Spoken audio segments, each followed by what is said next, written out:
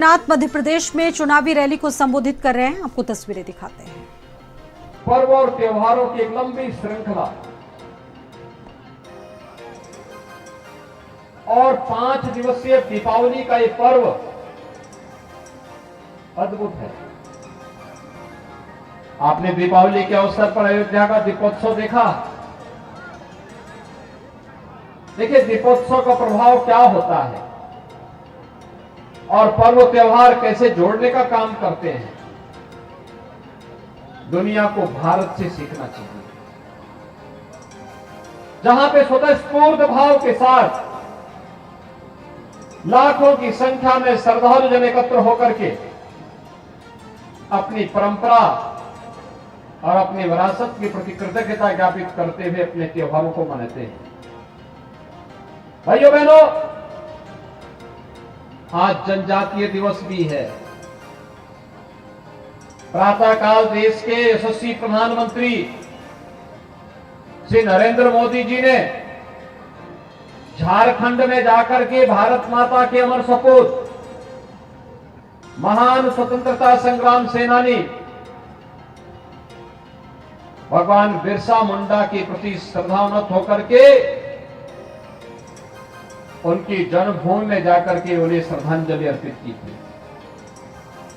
और ये प्रधानमंत्री जी का ही की देन है कि 15 नवंबर की तिथि जनजातीय दिवस के रूप में देश के अंदर मनाया जाने लग गया। आज जनजातीय दिवस भी है। मैं जनजातीय दिवस के अवसर पर आप सबको हृदय से आपका अभिनंदन करता हूं, आप सबको बधाई देता हूं। हम लोग यहां पर हैं, ये भोपाल संभाग का पार्ट है। विधानसभा के इस क्षेत्र में कितना सुहावना वातावरण है, कितनी शांति है, कितना शुद्ध पर्यावरण है। हमारा ग्रामीण समाज, हमारा वनवासी समाज, हमारा जनजातीय समाज प्राचीन काल से ही प्रकृति और परमात्मा का उपासक रहा है। अब देखिए दिल्ली में सुप्रीम कोर्ट को बोलना पड़ा।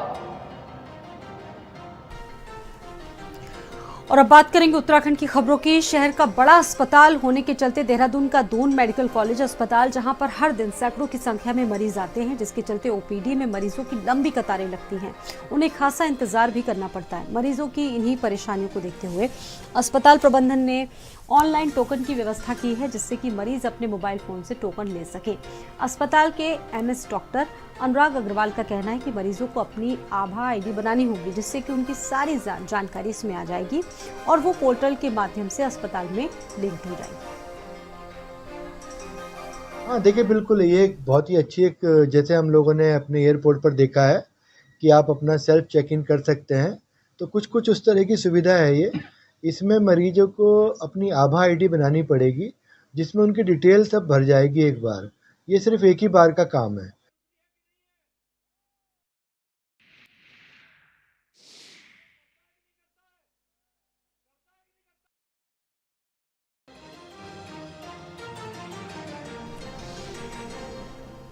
और मध्य प्रदेश में चुनावी रैली को संबोधित कर रहे हैं मुख्यमंत्री योगी आदित्यनाथ। दुनिया के अंदर भारत का सम्मान बढ़ा है। दुनिया के हर संकट के समय भारत को संकट मोचक के रूप में प्रधानमंत्री मोदी जी की ओर लोग बड़ी आशा भरी निगाहों से देखते हैं। भारत की सीमाएं आज के दिन पर पूरी तरह सुरक्षित हैं। और यही नहीं, अब भारत ने इतनी ताकत भी पैदा कर दी है, कोई दुश्मन अगर टेढ़ी निगाहों से देखेगा तो उसकी आंखों को निकाल करके उसके पास वापस कर देगा। अब भारत को कोई दुश्मन की तरह टेढ़ी निगाहों से नहीं देख सकता। और भारत ही नहीं, अब तो भारत के नेतृत्व ने यह भी व्यवस्था कर दी है, क्योंकि डबल इंजन की सरकार है। भाइयों बहनों, हम समस्या नहीं समाधान पे विश्वास करते हैं। समाधान समाधान कैसे? कांग्रेस ने आतंकवाद की समस्या दी, मोदी जी ने उसका समाधान दिया। आतंकवाद की जड़ थी कश्मीर की धारा 370। धारा 370 को हमेशा के लिए समाप्त कर दिया। कांग्रेस ने समस्या दी कि अयोध्या में राम मंदिर नहीं बनने देना है। मोदी जी ने आते ही राम मंदिर की समस्या का समाधान कर दिया। अयोध्या में राम मंदिर का निर्माण भी हो रहा है। काशी में, काशी विश्वनाथ धाम में आप कभी जाइए, आज से 6 वर्ष पहले भाइयों बहनों वहां 5 श्रद्धालु एक साथ नहीं जा सकते थे,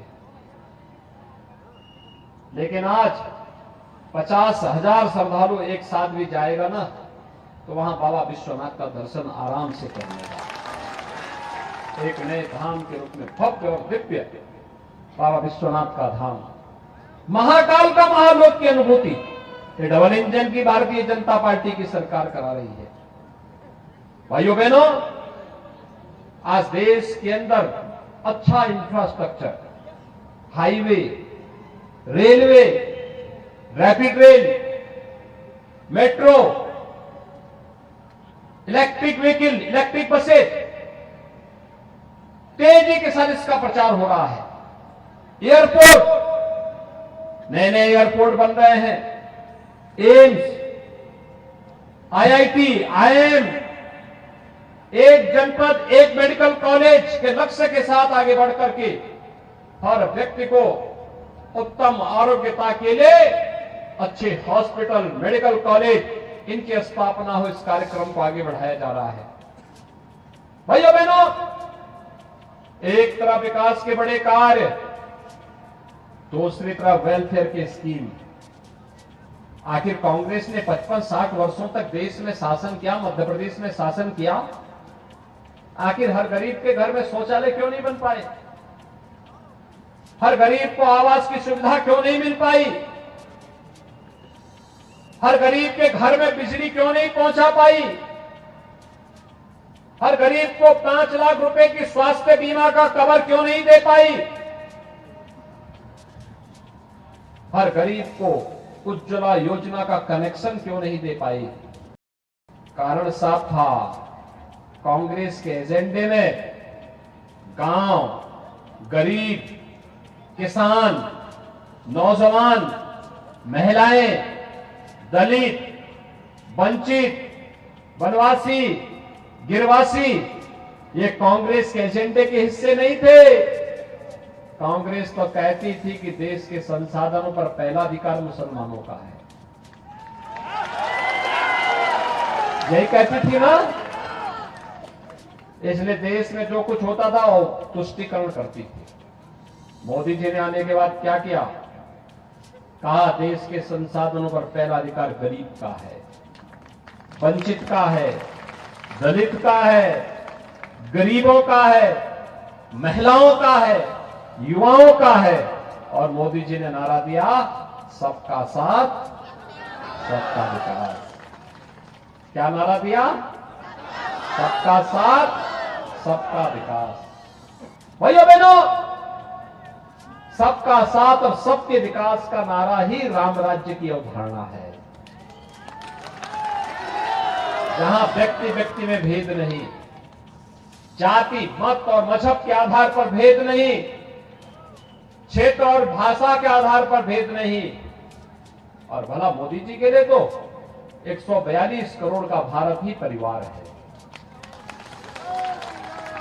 और मोदी जी इस विजन के साथ कि भारत को दुनिया की सबसे बड़ी ताकत बनाना है, कौन ऐसा भारतीय होगा जो मोदी जी के साथ इसमें सहभागी न बन रहा हो? और भाइयों बहनों, इसी के लिए हम आपका आह्वान करने के लिए आए हैं।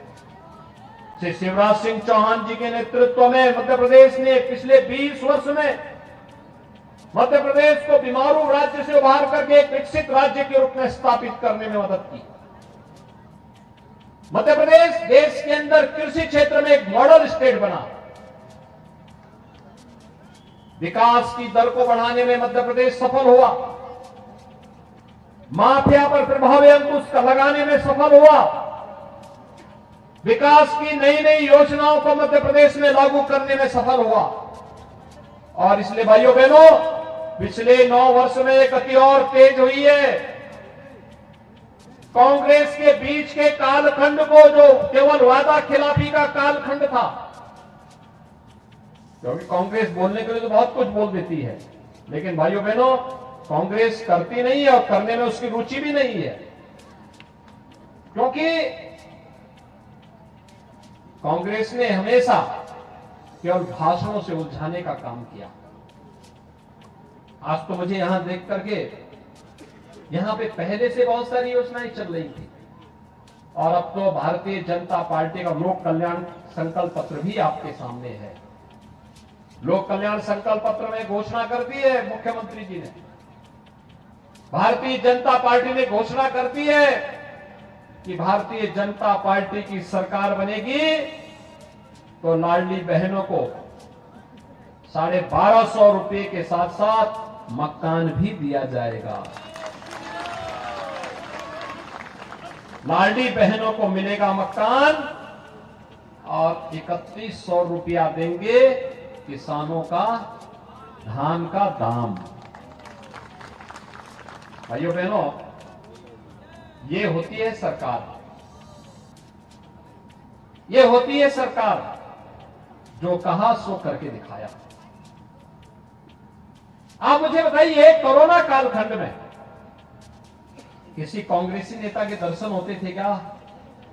कोई नहीं आता था भाइयों बहनों, कोई नहीं आता था। देखिए, डबल इंजन की सरकार थी, तो भाइयों बहनों डबल इंजन की सरकार के कारण क्या हुआ? फ्री में टेस्ट, फ्री में उपचार, फ्री में वैक्सीन भी। पहली बार हुआ जब किसी महामारी के लिए मात्र 9 महीने में मोदी जी ने वैक्सीन बनवा दी। और वैक्सीन ही नहीं, 3.5 वर्ष से तो फ्री में राशन गरीबों को दिया ही जा रहा। आगे 5 वर्ष के लिए प्रधानमंत्री जी ने घोषणा कर दी है। भाइयों बहनों, अगर कांग्रेस होती तो वैक्सीन नहीं आ पाता, और अगर वैज्ञानिक वैक्सीन की खोज कर भी देते तो ये कहीं और जगह बिक गया होता, गरीब को नहीं मिलता, सामान्य नागरिकों को नहीं मिलता। और इसलिए भाइयों बहनों, आज मैं आपके बीच आया हूं आपसे कहने के लिए, भारतीय जनता पार्टी ने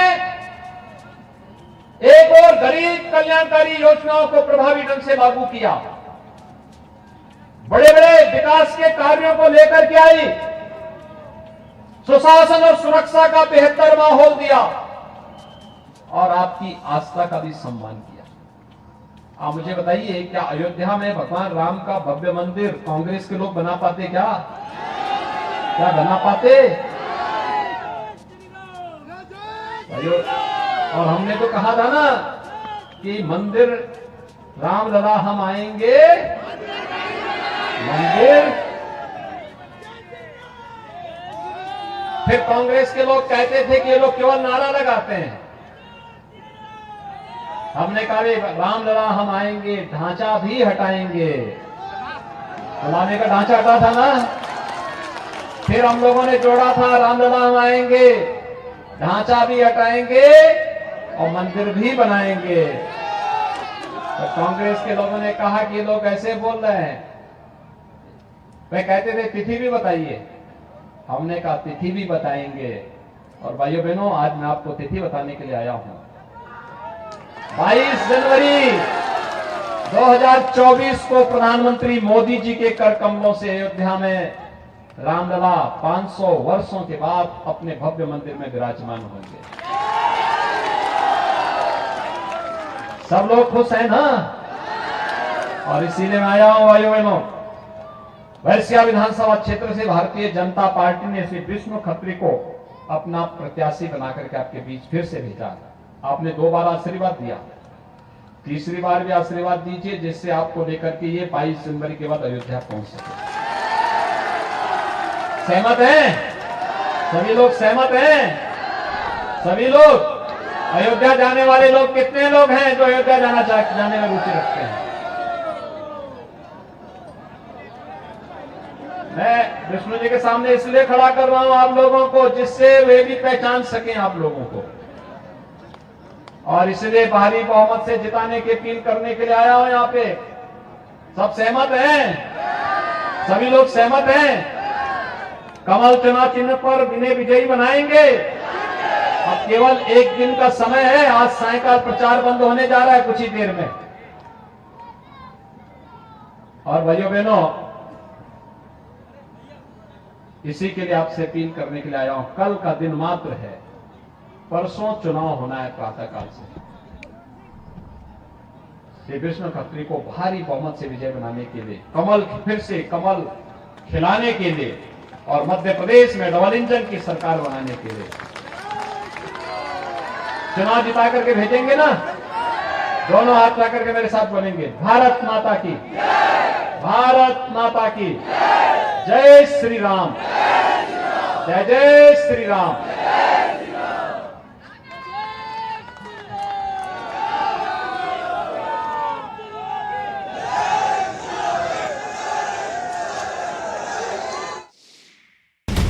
आप देख रहे हैं भारत का सर्वश्रेष्ठ न्यूज चैनल भारत समाचार।